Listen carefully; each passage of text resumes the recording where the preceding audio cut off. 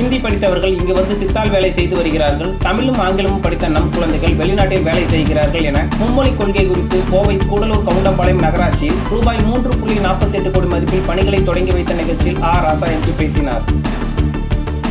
கோவை பெருநாயக்கன்பாளையம் அடுத்த கூடலூர் நகராட்சிக்கு உட்பட்ட வட்டப்பாறை புதூரில் ரூபாய் 3.48 கோடி மதிப்பில் புதிய பாலங்கள், வடிகால் அமைத்தல் பணிகளை தொடங்கி வைத்தல், கழிவுநீர் வாகனம் நகராட்சிக்கு ஒப்படைத்தல், தார் சாலைகளை புதுப்பிக்கும் பணிகள் மற்றும் நலத்திட்ட உதவிகள் வழங்கும் விழா நடைபெற்றது. இதற்கு கூடலூர் நகராட்சி தலைவர் மற்றும் திமுக கூடலூர் நகர்மன்ற செயலாளர் அறிவரசு தலைமை தாங்கினார். நீலகிரி பாராளுமன்ற உறுப்பினர் ராசா சிறப்பு விருந்தினராக கலந்து கொண்டு பணிகளை தொடங்கி வைத்து நலத்திட்ட உதவிகளையும் வழங்கினார். முன்னதாக நிகழ்ச்சிக்கு வந்த ராசா எம்பிக்கு நகராட்சி தலைவர் அறிவரசு சார்பில் சிறப்பான வரவேற்பு அளிக்கப்பட்டது. இதில் பாலமலை ஆதிவாசி மக்களின் பாரம்பரிய நடனத்துடன் ஆரத்தி எடுத்து மாணவ மாணவிகள் பேண்டு வாத்தியம் முழங்க சிவப்பு கம்பளத்தில் ஊர்வலமாக அழைத்து வரப்பட்டார். மேலும் பான வேடிக்கை, கேரள செண்டை மேளம் ஆகியவை இடம்பெற்றன.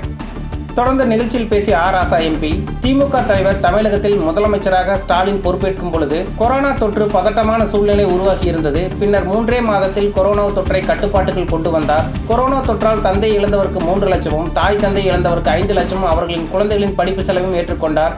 மேலும் அரசு பள்ளி படிப்பை முடித்து கல்லூரிக்கு செல்லும் மாணவர்களுக்கு மாதம் 1000 ரூபாய் தரும் நல்ல தகப்பனாக உள்ளார். அதுபோல ஆண் மகன்களுக்கு 1000 ரூபாய் தருகிறார். நல்லாட்சி என்பது கடைசியில் உள்ள சாதாரண குடிமகனும் உணவு, உடை, உறைவிடம், சுகாதாரம் இவற்றையெல்லாம் பெற்று இருக்க வேண்டும் என்பதுதான். நமது அரசாங்கத்திற்கு ஒன்றிய அரசு தர வேண்டிய தொகை சரியாக தரவில்லை. கேட்டால் ஹிந்தி படித்தால் தான் தருவேன் என்கிறார்கள். இப்படி சொல்பவர்களை எதிர்த்து கொண்டு எம் மக்களுக்கு கலாச்சாரம், மொழி, பண்பு, அடையாள கூறுகளை இழக்க மாட்டோம் என்று எங்களுக்கு இருமொழி கொள்கை தான் தேவை என்று சொல்லக்கூடிய முதலமைச்சர் இந்தியாவிலே நமது முதலமைச்சர் தான் உள்ளார். ஹிந்தி கத்துக்கிட்டால் வேலை கிடைக்கும் என்கிறார்கள். ஆனால் ஹிந்தி தெரிந்தவர்கள் இங்கு வந்து சித்தால் வேலை உள்ளிட்ட வேலைகளை செய்து வருகிறார்கள். ஆனால் தமிழ், ஆங்கிலத்தை படித்த நம்முடைய குழந்தைகள் அமெரிக்காவிலும், இங்கிலாந்திலும், ஆஸ்திரேலியாவிலும் படித்துக் கொண்டிருக்கிறார்கள். அதனால்தான் மும்மொழி கொள்கையை எதிர்க்கிறோம் என்றார். இவ்விழாவில் நகரமன்ற துணைத் தலைவர் ரதி ராஜேந்திரன் உட்பட நகரமன்ற உறுப்பினர்கள், கட்சி நிர்வாகிகள், பொதுமக்கள் திரளாக கலந்து கொண்டனர்.